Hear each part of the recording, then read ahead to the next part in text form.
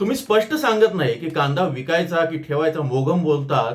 पण तसं नाही आहे. कांदा विकायचा की ठेवायचा हे अगदी स्पष्टपणे, सडेतोडपणे तुम्हाला रविवारपासूनच सांगितलेलं आहे. आज सकाळी एक घटना घडलेली आहे. एक व्हिडिओ व्हायरल होतोय. एका तरुण शेतकऱ्याचा, चांदवड तालुक्यातल्या खडकओझर गावचा आहे. हे शेतकरी पिकअपमधनं कांदा घेऊन गेले बाजारामध्ये. 7 ते 8 क्विंटल गोल्टी माल होता, चांगल्या दर्जाचा होता, रंगही चांगला होता. पण त्याला मिळाले अवघे ₹250. ते म्हणाले या पैशामध्ये खादीची गोणी पण येणार नाही.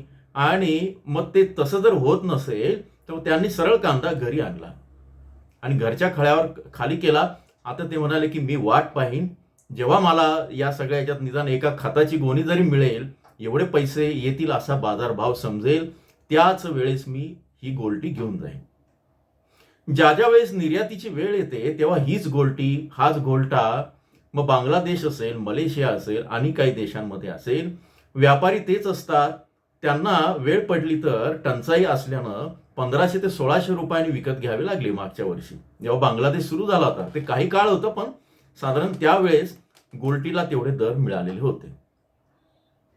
आता याच्यातनं परत तुमचा जो प्रश्न आहे, काय करायचं, ठेवायचं की नाही, आपण त्याचं सविस्तर उत्तर बघूया. रोखठोक सल्ला देणार आहे. या सगळ्या याच्यातनं व्हिडिओ शेवटपर्यंत पहा. काही आकड्यांसह आपण समजून घेऊ.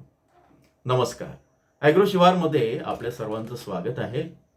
आज आहे शुक्रवार आणि तारीख आहे 24 एप्रिल 2026. रविवार आला तसा आपण 2 व्हिडिओ केलेले होते. एक सदस्यांसाठी की जिल्हावार प्रत्येक जिल्ह्याचे सरासरी संभाव्य दर, त्याचं विश्लेषण आणि ते काय राहू शकतात. तिथे अगदी सडेतोडपणे सांगितलंय विका, ठेवा. त्याच्यानंतर तसाच व्हिडिओ सगळ्यांसाठी पण केलेला होता आणि तिथंही सांगितलं होतं, व्हिडिओचं हेडिंगच तुम्ही बघा, कांदा 500च्या खाली जाऊ शकतो का. आत्ताची स्थिती, नगरमध्ये कांदा जातोय सरासरी 750, सोलापूरला जातोय 600, नाशिकला 2-4 गाड्या 1900 वगैरे काढतात, 1500 काढतात. पण लासलगावला आजचा बाजारभाव आहे 1000, पिंपळगावला आहे 1200. पण प्रत्यक्ष शेतकरी जेव्हा विकायला जातात तेव्हा चांगल्या क्वालिटीचा कांदा, कुठल्याही कंपनीचं बियाणं असो, त्या सगळ्या कांद्याला बाजारभाव मिळतोय 700, 800, 900, 1000. 3-4च गाड्या अशा आहेत. त्या सगळ्या दिवसभराच्या लिलावामध्ये तुम्ही जर बाजार समितीचे भाव आपण व्हॉट्सअप ग्रुपला, व्हॉट्सअप चॅनलला टाकत असतो, ते बघितले तर तुमच्या लक्षात येईल की 3 गाड्या, 7 गाड्या, 8 गाड्या, त्याला कुठेतरी 1000, 1200, 1500 असा भाव मिळालाय. उरलेले जे काही नग आहेत ते मात्र कमी आहे. कुठल्याही बाजारात जा, तर तुम्हाला वाटलं की खाजगी बाजार मला जास्त पैसे देईल, तिथे तीच परिस्थिती आहे.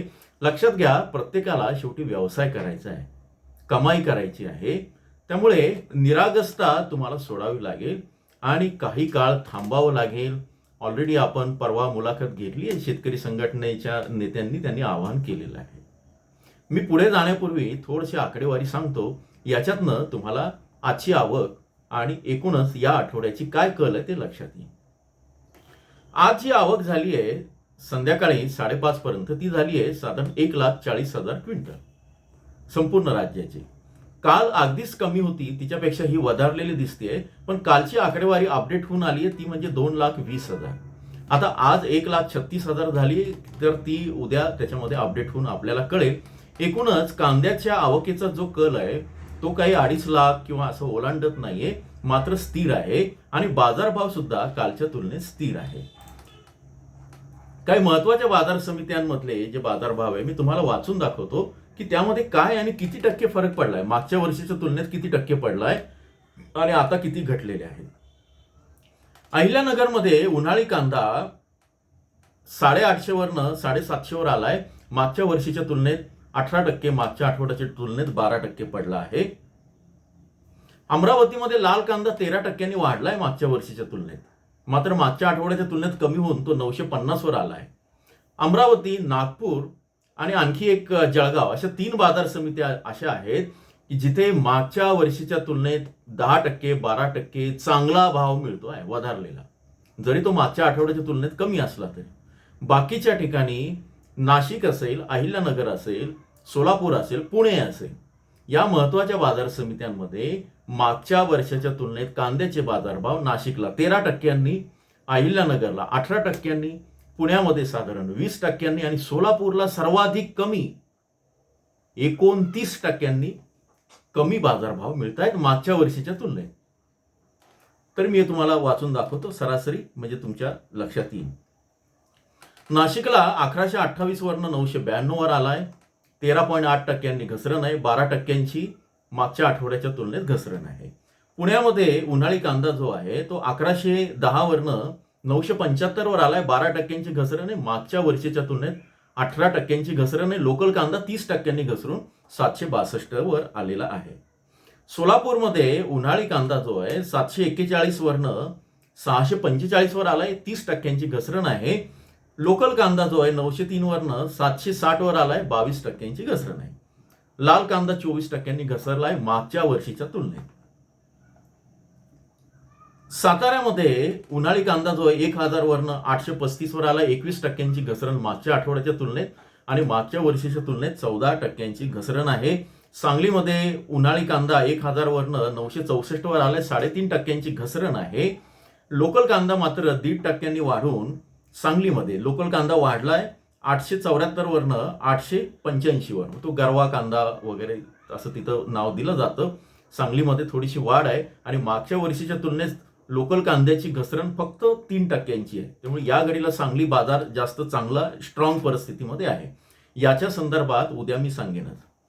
बाजारभाव संपूर्ण आठवड्याचे कसे राहतील, मग कांदा विकायचा की नाही, अगदी स्पष्ट सल्ला तुम्ही देत नाही, उगाच काहीतरी सांगतात असं म्हणायची काही तुमच्यावर वेळ येणार नाही, काळजी करू नका. या संदर्भात आपण सदस्यांनी जे व्हिडिओ बघतात, मेंबरशिपसाठीचे जे व्हिडिओ आहे ते तुम्ही जॉईनच्या बटनावर क्लिक करून ते व्हिडिओ बघू शकतात. आजच जॉईन करा, उद्या किंवा परवा या संदर्भात सांगणार आहे. आणि आता तुमच्यासाठी पण सल्ला देतो आहे.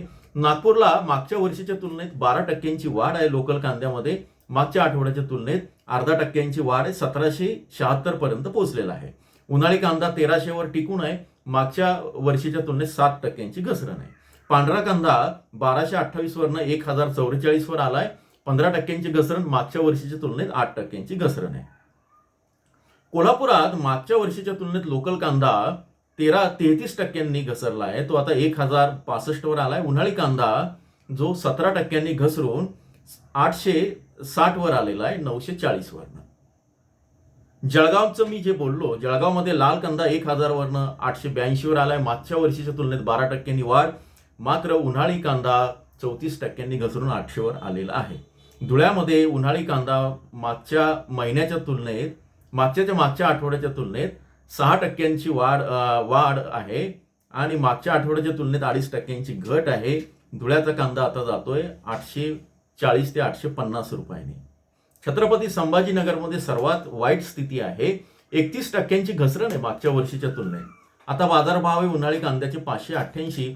हेच कारण आहे की छत्रपती संभाजीनगरमध्ये जे नाशिक जिल्ह्याला लागून जे गावं आहेत, वैजापूर असेल किंवा त्या बाजूचं काही बोलठाण नांदगावच्या त्या परिसरातली गावं आहेत, शिऊर बंगला असेल, अगदी खंडाळा पासून शिऊर, खंडाळा, वैजापूर इथून लोक आपला कांदा घेऊन एक तर कोपरगावला जात आहेत, नाहीतर इकडे त्यांना पिंपळगाव, लासलगाव या ठिकाणी ते येत आहेत. साधारण 30-40 किलोमीटर अंतर वाढतंय.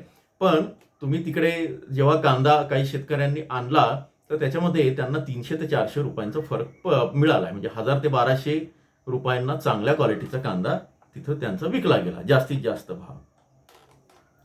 आता सगळ्यात महत्वाचा सल्ला की कांदा ठेवायचा का विकायचा, अतिशय स्पष्ट मी या सगळ्या आठवड्यात सांगितलेलं आहे. चांगल्या क्वालिटीचा, स्टोर क्वालिटीचा कांदा विकू नका, विकू नका, विकू नका. साठवून ठेवा जर चांगली सोय असेल तर. जर तुम्ही सॉर्टिंग करतात याच्यामध्ये, आपण कालच्या परवाच्या व्हिडिओ ते दिला आहे की त्यामध्ये अगदी लो क्वालिटीचा कांदा येतो. खात चोपडा तर तुम्ही ठेवणारच नाही. ॲव्हरेज क्वालिटी बिलो ॲव्हरेज असेल, साईज कमी असेल आणि पावसानं खराब झाला असेल तो तातडीनं विकून टाका, तो तसाही टिकणार नाही आहे. चांगल्या क्वालिटीचा कांदा मात्र आणखी थोडं थांबा. त्याच्यामध्ये मेच्या 2-3 आठवड्यामध्ये तुम्हाला काही फरक पडू शकेल. या संदर्भात मे महिन्याच्या बद्दल मी सांगणार होतो, पण मध्ये 1-2 दिवस बाहेरच्या दौऱ्यावर असल्यानं ते मी सांगू शकलो नाही, ते पण याच वेळेस सांगेन. म्हणजे मी आश्वासन देतो आणि सांगत नाही, मी काय पुढारी नाही आहे की कांद्याची समिती नेमली आणि आता दुसरी सचिवांची समिती नेमली, पण अजूनही अहवाल काहीच नाही. बाजारभाव तर पडतच आहे. नाफेडची खरेदी कधी होणार माहिती नाही.